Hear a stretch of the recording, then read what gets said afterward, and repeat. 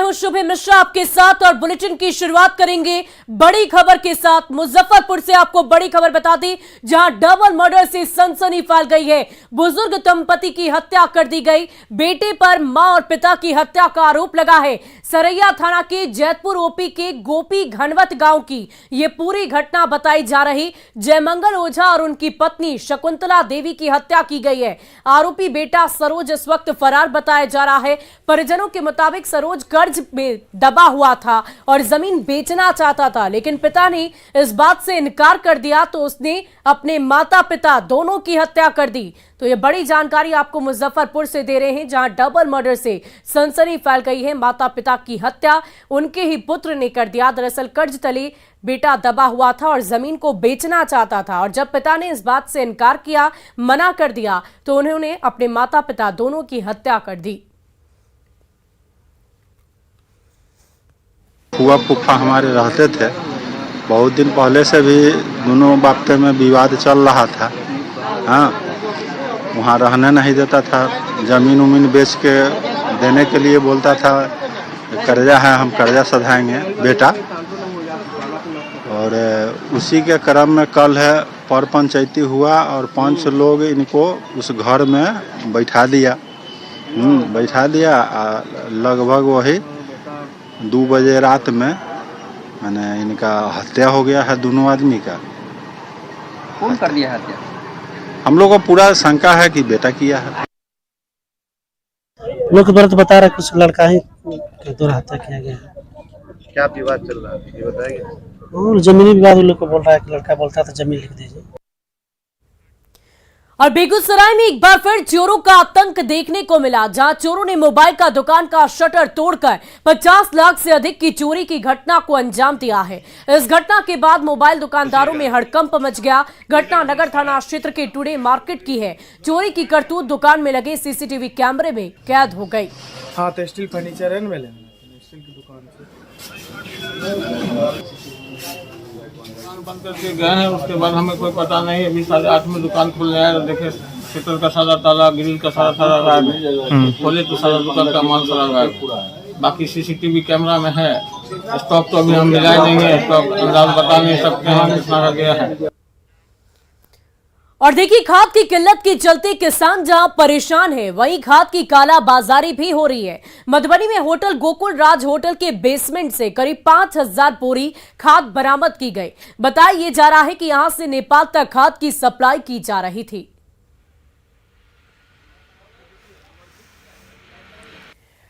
खाद को लेकर किसानों में हाहाकार की स्थिति है। गेहूं की बुआई के लिए खेत तैयार है, लेकिन खाद नहीं मिल रहा है। अभी यहाँ मधुबनी में जो सदर एसडीएम हैं, उनके नेतृत्व में यहाँ एक छापामार कार्रवाई हुई है। यहाँ गोकुल राज होटल, आप देख सकते हैं कि ये गोकुल राज होटल है, और होटल के पास यहाँ ये अंदर एक दुकान के रूप में यहाँ एक खाद का एक दुकान था, जो अंदर इसमें काफ़ी मात्रा में, भारी मात्रा में खाद बरामद हुआ है। और यहाँ जो अभी सदर एसडीएम अश्विनी कुमार के द्वारा ये छापामार कार्रवाई की गई है, और इसमें पता चला था कि कुछ जो गुप्त सूचना मिली थी उसके आधार पर कार्रवाई हुई है। हमारे साथ जो यहाँ सदर एसडीएम हैं, सर ये किसानों में काफ़ी हाहाकार की स्थिति है। डीएपी खाद के बगैर बुआई नहीं हो पा रही है गेहूँ की, और अभी यहाँ मधुबनी में होटल के पास ये हाँ, ये जो गोकुल होटल परिसर है, यहाँ पे हमें अवैध खाद होने की सूचना प्राप्त हुई थी, तो उसका वेरिफिकेशन करवा के हम लोग टीम बना के अभी आए हैं। कृषि विभाग के भी पदाधिकारी हैं। अभी हम लोग इसको सील कर रहे हैं। मजिस्ट्रेट नियुक्त करके फिर से एक बोरे की काउंटिंग करा के कृषि विभाग को सौंपवा दिया जाएगा। ये भी सूचना प्राप्त हुई थी कि ये होलसेल टाइप से करके खाद की कालाबाजारी करते हैं और देश से बाहर भी शायद ऐसा करते हैं। और ये भी पता चला है कि यहाँ मधुबनी में जो पास में नेपाल बॉर्डर काफ़ी करीब है, तो खाद की तस्करी भी की जाती है। तो सारे बिंदुओं पे अभी जांच की चलेगी। अभी कृषि विभाग की मदद से जो एसडीएम का कहना है कि हम लोग जांच कर रहे हैं, और यहाँ उम्मीद है कि शायद 5000 के आसपास जो बोरियां होंगी जो खाद की फिलहाल बरामद हुई हैं। अमित रंजन, न्यूज़ 18 मधुबनी। वहीं गोपालगंज की गंडक नदी के दियारा में मद्यनिषेध विभाग की टीम ने शराब के खिलाफ बड़ा सर्च ऑपरेशन चलाया। ड्रोन की मदद से चलाए गए इस ऑपरेशन में बड़ी सफलता मिली है। नदी किनारे चल रही 3 शराब भट्टियों को ध्वस्त किया गया। ये तस्वीरें हैं गोपालगंज जिले के बैकुंठपुर थाना क्षेत्र के सरेमपुर दियारा की, जहां शराबबंदी कानून को ताक पर रखकर चुलाई शराब की भट्टियां चलाई जा रही थी। यह हाल तब है जब यहां पिछले साल की नवंबर में जहरीली शराब पीने से 21 लोगों की मौत हो गई थी। यह इलाका शराब तस्करों के लिए इतना सेफ जोन है कि यहां पुलिस टीम को पहुंचने के लिए नाव की जरूरत पड़ती है। उत्पाद अधीक्षक राकेश कुमार ने बताया कि चुलाई शराब की 3 भट्टियां ध्वस्त की गई है और 9,600 लीटर गुड़ा का पाश नष्ट किया गया। साथ ही शराब बनाने वाले उपकरण के साथ 2 शराब तस्करों को गिरफ्तार कर लिया गया है।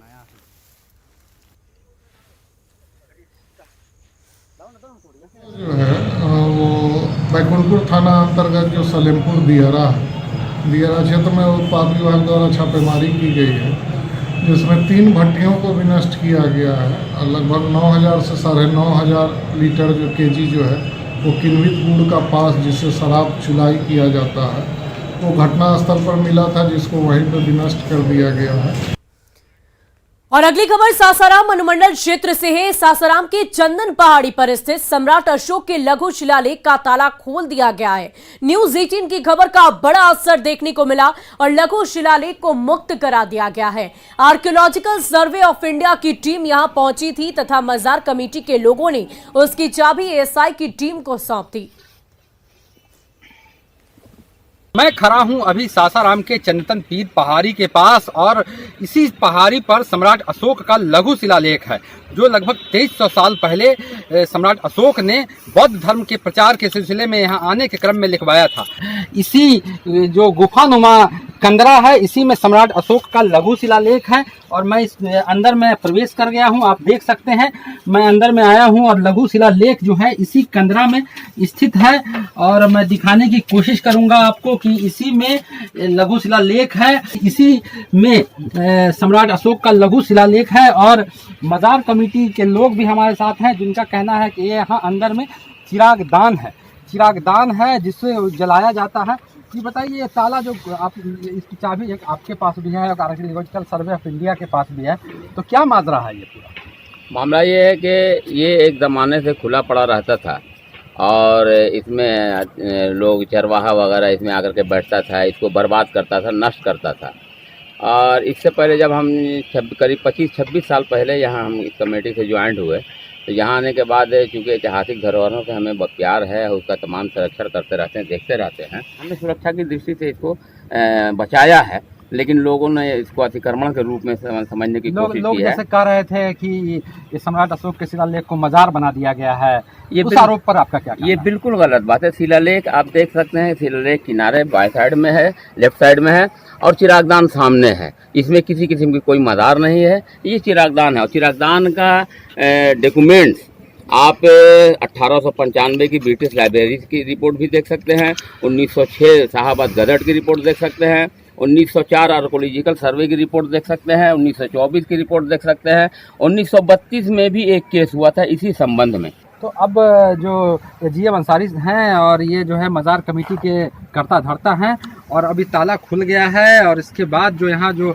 विवाद था, ऐसा कोई अब विवाद यहाँ नहीं बचा है। न्यूज 18 ने इस खबर को प्रमुखता से चलाई थी और इसके बाद ये खबर का बड़ा असर हुआ है और आप देख सकते हैं कि ये ताला जो है वो पूरी तरह से खुल गया है। अजीत कुमार, न्यूज 18, सासाराम।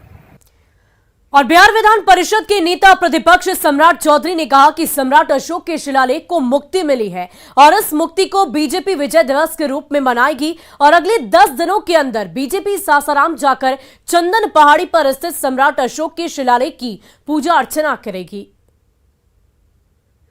दिन था जब सम्राट अशोक के शिलालेख की मुक्ति हुई और इस मुक्ति को हम एक विजय दिवस के तौर पर भी मनाने का काम करेंगे और हम शिलालेख पूजा भी करेंगे। अगले 10 दिनों के अंदर भारतीय जनता पार्टी के कार्यकर्ता वहां जाकर शिलालेख की पूजा करने का भी काम करेंगे। और चलिए अब बात करते हैं बिजली क्रांति की।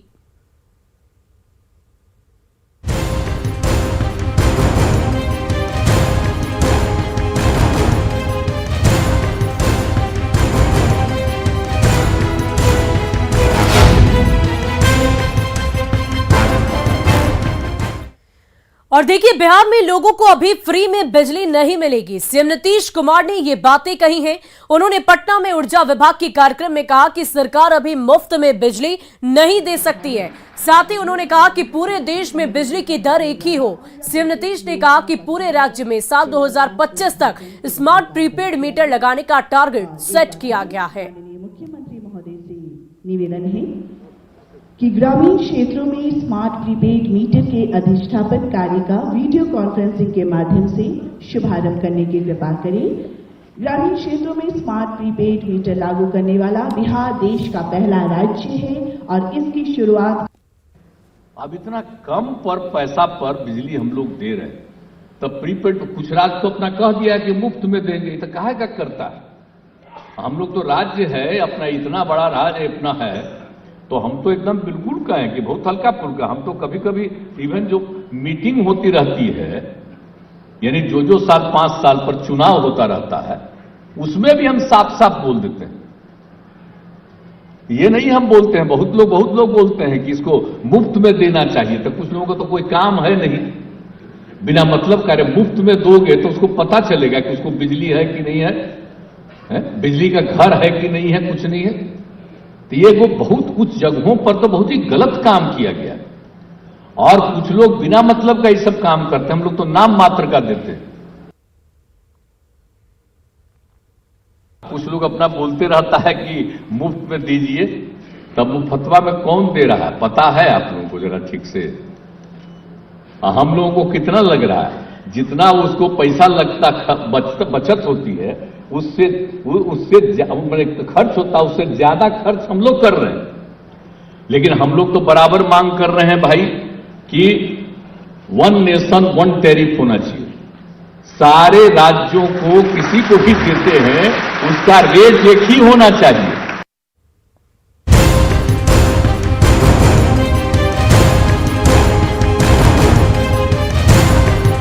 विधानसभा की जनता जिंदाबाद जिंदाबाद जिंदाबाद।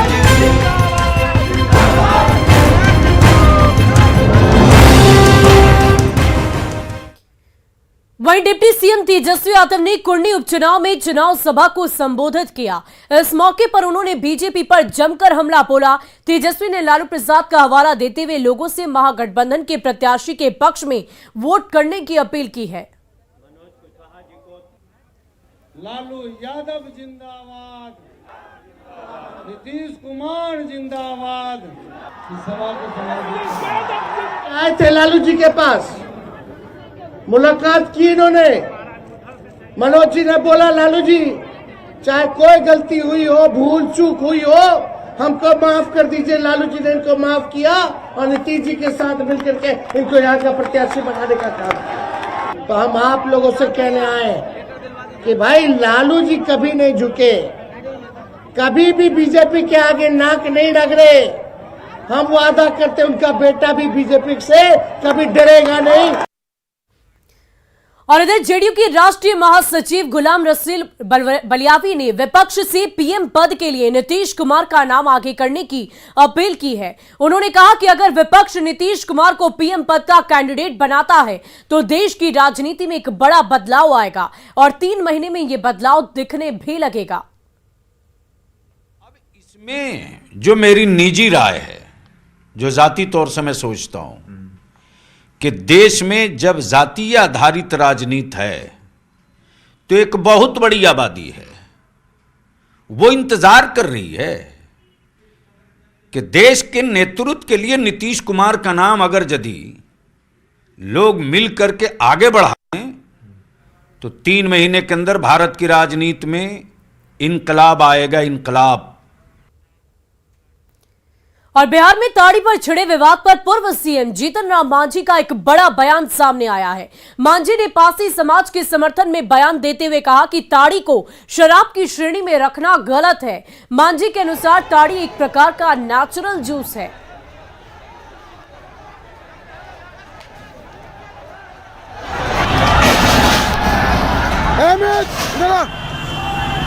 हम अपना व्यक्तिगत बात मैं कह रहा हूँ, हमारे पार्टी का, मेरा गठबंधन का क्या नज़रिया है वो तो आप लोग देख रहे हैं, लेकिन हम व्यक्तिगत यही कहेंगे कि ताड़ी बंद करना उचित नहीं है। ठीक है। और चलिए बढ़ते हैं अगली खबर की ओर। अगली खबर अरवल से है, जहां जिले में दबंगों के द्वारा एक घर में आग लगाकर मां और बेटी को जिंदा जला देने की घटना पर मुख्यमंत्री ने कहा है कि पूरे मामले को अधिकारी देख रहे हैं, अपराधियों की पहचान कर आगे कार्रवाई की जाएगी। बड़का घर कुछ होता ना तो देखता, बाप रे बाप, खोद के, लेकिन छोटका घर होता कार्रवाई पूरी तुरंत देख रहा है। मुख्यमंत्री जी कार्रवाई कब होगी सर? कार्रवाई कब होगी? सारे अधिकारी लगे। वहीं केंद्रीय मंत्री गिरिराज सिंह ने एआईएमआईएम नेता असदुद्दीन ओवैसी पर बड़ा हमला किया है। उन्होंने ओवैसी को दूसरा जिन्ना बताया, साथ ही कहा कि अगर धर्म के आधार पर देश का बंटवारा नहीं होता तो भारत में ओवैसी भी नहीं होते। अभी देश के अंदर में एक नया जिन्ना पैदा हो गया। 1947 में भारत का बंटवारा हुआ, हमारे बुजुर्गों ने से एक भूल हो गई। अगर धर्म के आधार पर ही देश का बंटना और बांटना हुआ तो पूरे हो गया होता, तो आज नया जिन्ना ओवैसी नहीं पैदा लेता। और कोलकाता में मेडिकल की पढ़ाई कर रहे जमुई के छात्र की संदेहास्पद मौत के बाद परिजन और ग्रामीणों में गजब का आक्रोश है। आक्रोशित परिजनों ने कार्रवाई की मांग लेकर जमुई नवादा मार्ग को जाम कर दिया है। 21 वर्षीय प्रियरंजन कोलकाता में रहकर मेडिकल की पढ़ाई किया करता था। परिजनों ने कॉलेज में रैगिंग के नाम पर टॉर्चर का आरोप लगाया है। परिजनों के अनुसार जिस रात उसकी मौत हुई है उस रात सब ठीक था, लेकिन कॉलेज प्रशासन की तरफ से बताया गया कि प्रियरंजन ने फांसी लगाकर आत्महत्या कर ली। परिजनों का आरोप है कि कोलकाता के 12 नगर थाने में शिकायत दर्ज होने के बावजूद पुलिस ने अब तक कोई कार्रवाई नहीं की है। इसके विरोध में रोड को जाम इसलिए किया गया, ये पड़ता है NILD में, कोलकाता इंस्टीट्यूट है ये। वहाँ पे क्या हुआ था कि बहुत ज़्यादा इसका रैगिंग किया जाता था। इसने एंटी रैगिंग नाम का एक कंप्लेन साइट होता है, उस पर इसने कंप्लेन किया। वहाँ पे क्या किया गया कि कॉलेज के द्वारा एंटी रैगिंग वाले आए, उसके बाद उसको मैनेज कर दिया गया। मैनेज करने के बाद वो जिस सीनियर के खिलाफ इसने कंप्लेन किया उन लोग को सिर्फ सस्पेंड किया गया, वो भी सिर्फ 1 मंथ के लिए। उन लोग को रेस्ट्रिकेट कर देना चाहिए था हमेशा के लिए, लेकिन ऐसा नहीं किया गया। उसके बाद उन लोगों ने और भी ज़्यादा टारगेट किया इसको। उसके बाद इसका बाल कटवा दिया गया, बहुत ज़्यादा टॉर्चर किया गया इसे। उस प्रेशर पार्टी था, उसमें इसको एंकरिंग करना था, मैं लीड कर रहा था अपने बैच को पूरा यही। तो इवनिंग में बात किया, मेरे को बोला कि भैया बिजी है थोड़ा, मेरे को एंकरिंग करना है कल, मेरे को छोड़ दो, कल बात करेंगे। उसके मम्मी कॉल की, मम्मी से बात किया, उसके बोला हम खाना खाने जा रहे हैं। उसके बाद नॉर्मल लाइफ है सब कुछ। उसके बाद डांस प्रैक्टिस के लिए गया, डांस प्रैक्टिस वगैरह किया है। उसके बाद एक मीटिंग टाइम था, मीटिंग में भी गया है। उसके बाद विदिन 10 मिनट पता नहीं क्या हुआ इसके साथ डेथ हो गई। कोलकाता में मेडिकल का तैयारी कर रहा था ये लड़का, जैसा कि प्रियरंजन नाम है इस लड़का, मेरे एरिया का है। अब इसकी मृत्यु वहाँ हो गई, जिस संबंध में वहाँ FIR वगैरह हो चुका है। और एक केसेज, नेचर ऑफ केसेज की जानकारी अभी पूर्णतः प्राप्त नहीं हो पाई है। प्राप्त होने पर जो हमारे स्तर से कोऑर्डिनेशन स्थापित करने की बात होगी, मैं कोऑर्डिनेशन स्थापित करके जो सहयोग होगा मैं करूँगा। और देखिए, ठंड के मौसम ने दस्तक दे दी है और ऐसे में सेहत का खास ख्याल रखना है और इसे ही ध्यान में रखते हुए औषधीय पौधों की डिमांड काफी ज्यादा बढ़ गई है। पटना के पुनाईचक पार्क में 52 लाख रुपए की लागत से एक औषधीय पार्क तैयार किया गया। देखिए हमारी संवाददाता विनीता मिश्रा की ये खास रिपोर्ट। ठंड का समय शुरू हो गया है। और ऐसे में कई बीमारियां घर पर दस्तक देती है। ठंड के मौसम में लोग औषधीय उपचार ज़्यादा से ज़्यादा करते हैं और ऐसे में औषधीय पार्क का महत्व भी कई गुना अधिक बढ़ जाता है। पुनाईचक में 52 लाख रुपए की लागत से औषधीय पार्क तैयार किया गया है और तस्वीरें हम वहां की दिखा रहे हैं, जहां एक पार्क में आपको सभी तरह के औषधीय पौधे खरीद सकते हैं, यहाँ उपलब्ध हैं, क्योंकि इन औषधीय पौधे का बीमारियों में खासकर इस्तेमाल होता है। अजवाइन जो खाने में विशेष महत्व रखता है, इसका इस्तेमाल होता है, लेकिन इनके पत्ते भी काफ़ी महत्वपूर्ण होते हैं और ये है अजवाइन का यहाँ पौधा लगाया गया है। इसके अलावा आपके औषधीय हर तरीके से पौधे आपको यहाँ मिल जाएंगे। तुलसी हो गई या फिर श्याम तुलसी, यानी ये काली वाली तुलसी है। इसके अलावा कई ऐसे पौधे जो नजर आ रहे होंगे, ये जो पौधा आप देख रहे हैं इसे राइस सेंट कहते हैं। राइस सेंट उनके लिए काफ़ी खास है जिनके चेहरे में दाग धब्बे होते हैं और ठंड के दिनों में दाग धब्बे ज़्यादा नजर आते हैं। ऐसे में राइस सेंट का पौधा आप यहाँ से खरीद सकते हैं। ये है काला धतूर, जो अगर कोई आपको दस्त की समस्या हो, बुखार हो, तमाम रोगों में ये फायदा देता है। इसके अलावा कई ऐसे पौधे जो औषधि के रूप में आपको इस्तेमाल करने हो, आप इस पार्क में आकर खरीद सकते हैं। यही वजह है कि ठंड के मौसम आते ही औषधीय पौधों की डिमांड बढ़ गई है। कपूर तुलसी, इसके अलावा कई पौधे जो ठंड के लिए महत्वपूर्ण हैं, उसकी डिमांड इधर बढ़ती हुई नजर आ रही है। लोग खरीदारी भी कर रहे हैं। अगर आप यहाँ कोई भी पौधा खरीदते हैं तो आपको सिर्फ 150 रुपये देने होंगे, यानी 150 रुपये दीजिए और कोई भी पौधा आप खरीद कर यहाँ से ले जा सकते हैं। खासकर ठंड के दिनों में औषधीय पौधों की अधिक डिमांड होती है। सबसे अधिक कौन से पौधों की डिमांड हो रही है? अश्वगंधा अभी यहाँ ज़्यादा पब्लिक का डिमांड है। हाँ, तो हम लोग अश्वगंधा भी सेल करते हैं मार्केट में ज़्यादा। और अभी कुछ दिन पहले ही पार्क का उद्घाटन हुआ है और यहाँ शुभारंभ हुआ है। लोगों का कैसा रिस्पांस मिल रहा है? लोग औषधीय पौधों के बारे में जानकारी लेने, खरीदारी करने आ रहे हैं? हाँ, बहुत मात्रा में लोग आते हैं, पौधे ले जाते हैं अभी, और डिमांड भी है। और यहाँ पे तैनात हैं और अश्वगंधा देख सकते हैं आप, चर्म रोग, आँख और गले के रोग के लिए काफ़ी उपयोगी है। यही वजह है कि इसकी डिमांड अधिक हो रही है।